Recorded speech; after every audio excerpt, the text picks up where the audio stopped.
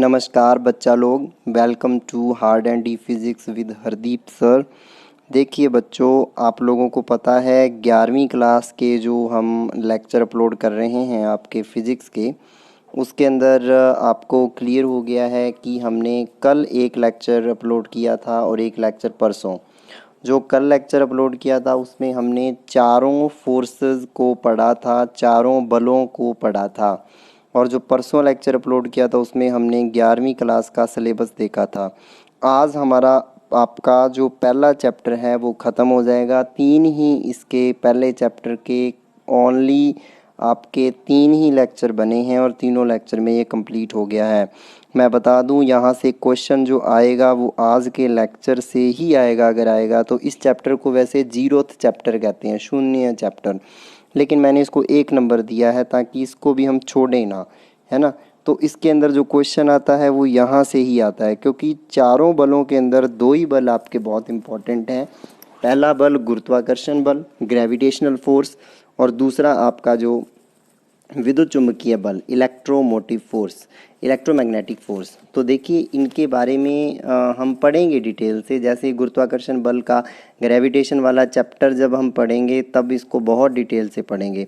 तो इस तरीके से सारे बल आपके आएंगे, 11वीं 12वीं दोनों में पढ़ेंगे। एक चौथा बल जिसको क्षीण या दुर्बल नाभिकीय बल कहते हैं, वीक न्यूक्लियर फोर्स, उसको हम नहीं पढ़ेंगे, उसको ग्रेजुएशन में पढ़ा जाता है।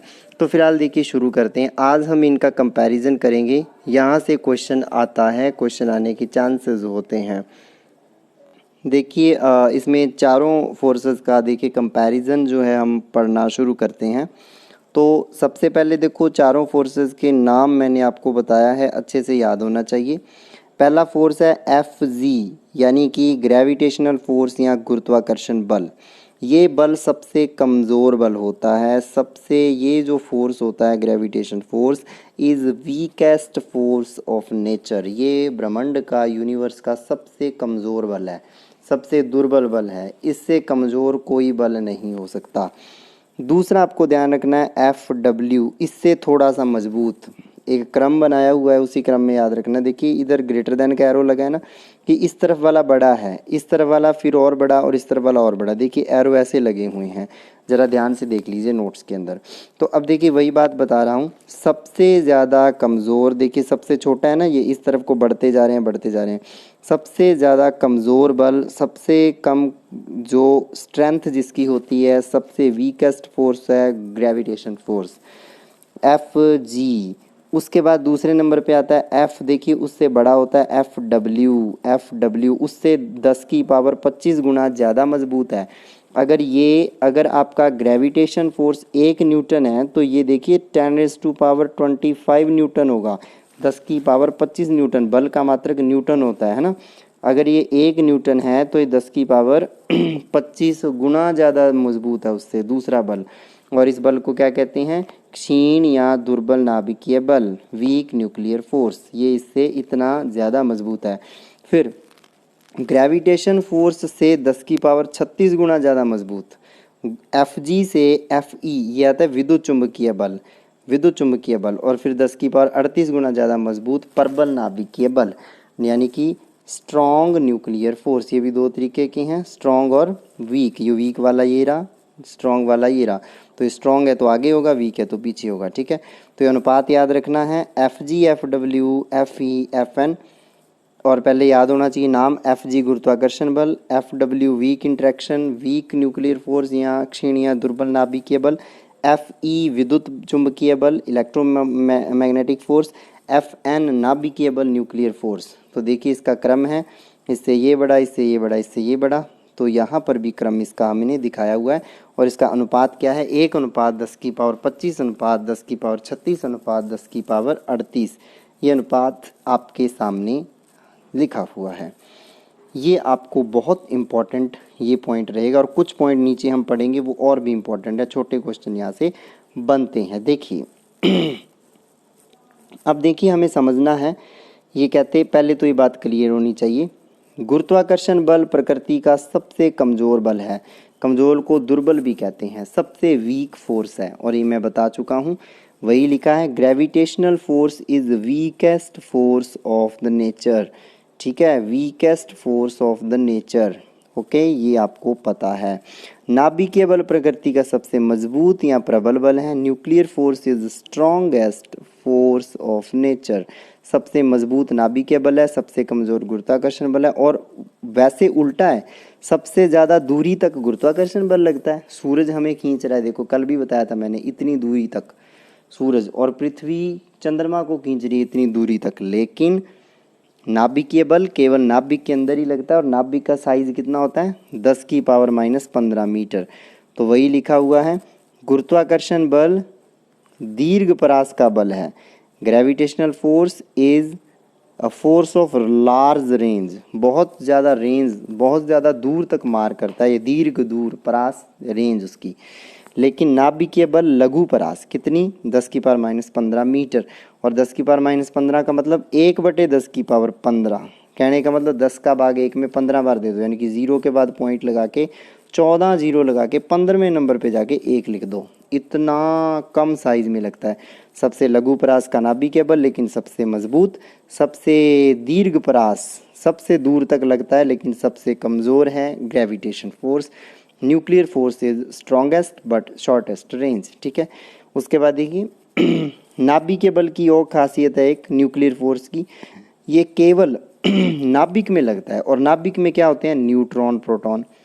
उनको क्या कहते हैं, न्यूट्रॉन और प्रोटॉन का एक ही नाम होता है, दोनों को बार बार लिखने की बजाय एक ही लिख देते हैं, न्यूक्लियॉन। जहाँ न्यूक्लियॉन लिखा आ जाए वहाँ मतलब है न्यूट्रॉन प्रोटॉन दोनों। न्यूक्लियॉन का मतलब न्यूट्रॉन प्लस प्रोटॉन दोनों की बात हो रही है।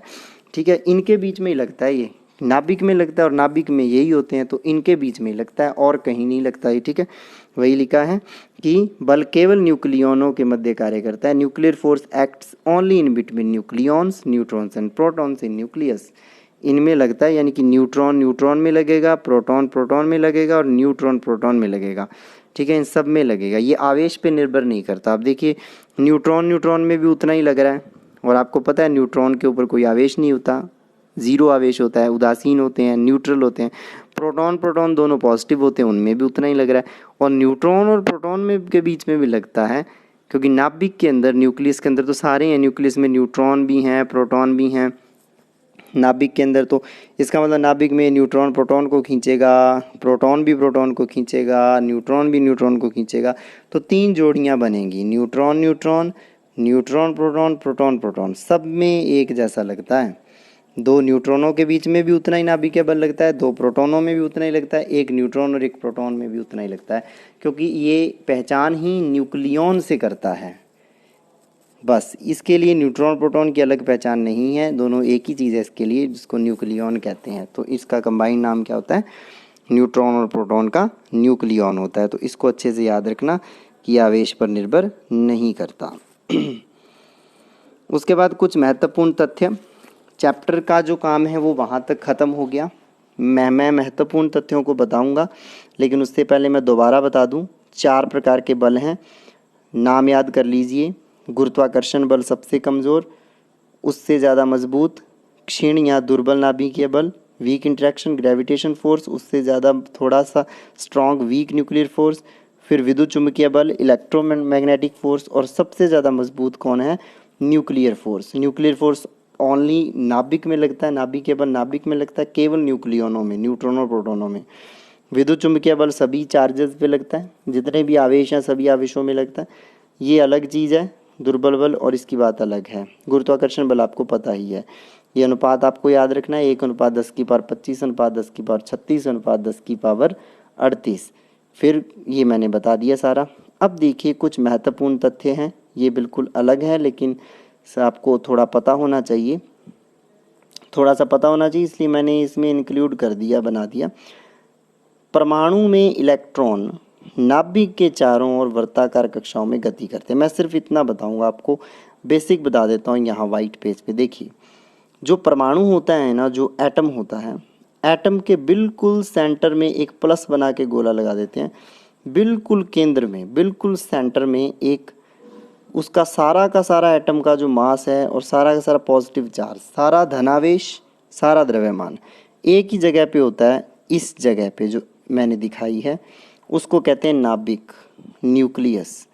और नाभिक में कौन होते हैं, केवल न्यूट्रॉन और प्रोटॉन होते हैं, और इलेक्ट्रॉन इसके चारों ओर चक्कर लगाते रहते हैं, नाभिक के चारों ओर चक्कर लगाते रहते हैं इलेक्ट्रॉन। कुछ कक्षाओं में अगर ये नाभिक है बीच में, तो इलेक्ट्रॉन प्रोटॉन ऐसे घूमते हैं, ऐसे इलेक्ट्रॉन ऐसे घूमते हैं, न्यूट्रॉन प्रोटॉन तो इसके अंदर है नाभिक के, और इसके चारों ओर चक्कर लगाते रहते हैं इलेक्ट्रॉन ऐसे वृत्ताकार कक्षाओं में, सर्कुलर ऑर्बिटल में रिवॉल्व करते रहते हैं। न्यूट्रॉन प्रोटॉन को न्यूक्लियॉन कहते हैं, और ये केंद्र में होते हैं, नाभिक बिल्कुल केंद्र में होता है। तो वही चीज़ है, आपको कुछ चीज़ें याद करनी हैं इसमें।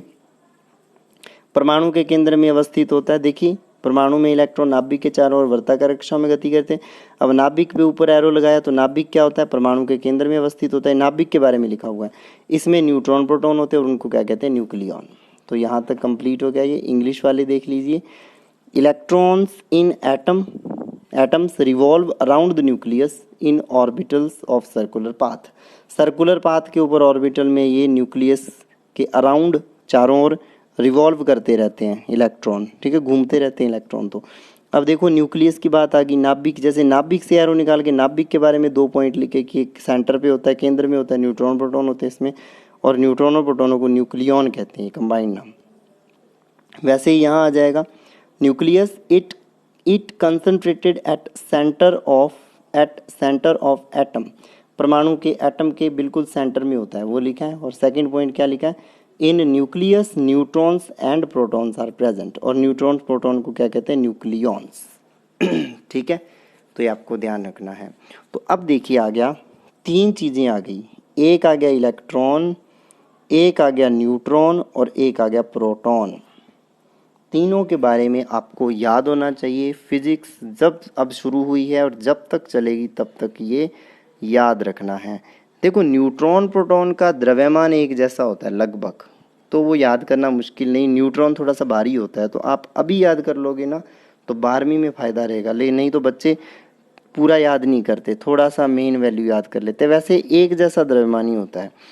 देखिए, पहले तो इलेक्ट्रॉन की बात करते हैं। द्रव्यमान इलेक्ट्रॉन को होता है 9.1 गुणा 10⁻³ kg, मतलब किलोग्राम। 9.1 गुणा 10⁻³ किलोग्राम ये होता है। न्यूट्रॉन का होता है द्रव्यमान 1.674 गुणा 10⁻27 किलोग्राम।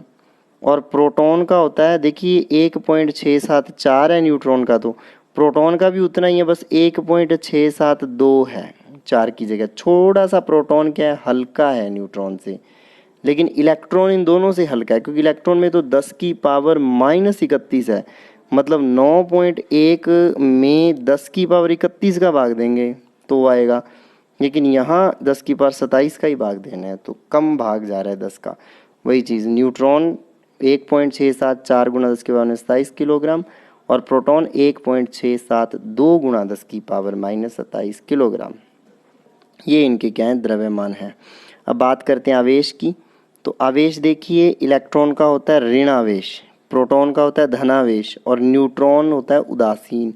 लिखा है ना, न्यूट्रॉन क्या है, न्यूट्रॉन के नीचे क्या लिखा है, उदासीन, 0 आवेश होता है। प्रोटॉन का होता है +E। ई की वैल्यू कितनी होती है, प्रोटॉन प्लस होता है, इलेक्ट्रॉन होता है माइनस का ई, और ई का मान होता है 1.6 गुणा 10⁻19 कूलाम। जैसे द्रव्यमान को किलोग्राम में तोलते हो ना, आवेश को कूलाम में तोलते हैं, किसमें, कूलाम में। तो याद रखना है, बाकी आगे और पढ़ेंगे इसको। आवेश होता है इलेक्ट्रॉन का -E, यानी कि माइनस का 1.6 गुणा 10⁻19 कूलाम, और प्रोटॉन का होता है +1.6 गुणा 10⁻19 कूलाम, और न्यूट्रॉन का कोई आवेश नहीं होता है। ये दोस्तों आपका पूरे का पूरा क्या हो गया, लेक्चर हो गया आज का, जिसमें आपका चारों के चारों जो मूल बल हैं वो पूरे हो गए हैं। पहला चैप्टर पूरा हो गया है 11वीं क्लास का। अब 11th क्लास का दूसरा चैप्टर हम शुरू कर देंगे कल से। तो कंटिन्यू रहिए, अच्छे से पढ़िए। जो समझ नहीं आता वो व्हाट्सएप पे मुझे मैसेज कीजिए, पता कीजिए। इंस्टाग्राम की आईडी भी मैंने डिस्क्रिप्शन में दी हुई है, वहाँ पे मुझे फॉलो कीजिए, वहाँ मैसेज कर सकते हो आप। वहाँ मैसेज करके कोई डाउट हो वहाँ पूछ सकते हो। कई बार मैं व्हाट्सएप देखता नहीं हूँ, तो आप वहाँ पे मैसेज कर सकते हो अगर मैं बिज़ी हूँ वहाँ, तो कोई दिक्कत नहीं है। मेहनत कीजिए। आपका बहुत बहुत धन्यवाद।